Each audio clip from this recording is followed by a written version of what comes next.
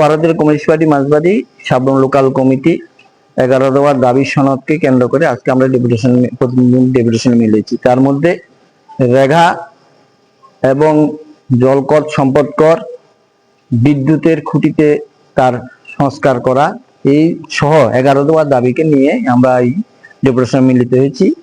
মহকুমা শাসক নেই, ওনার নেতৃত্বে আরেকজন ছিলেন, উনি আমাদের এই দাবিগুলি যুক্তিযুক্ত বলে স্বীকার করেছেন, স্বীকার করে বলেছেন এই দাবিগুলি আমরা অতি দ্রুত যার যার দপ্তর আছে তাদের সঙ্গে কথা বলে করানোর জন্য চেষ্টা করব।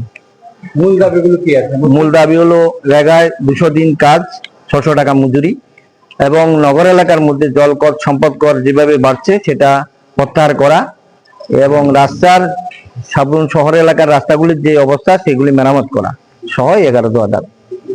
বিদ্যুৎ বিলটাও সেখানে যুক্ত হয়ে রয়েছে।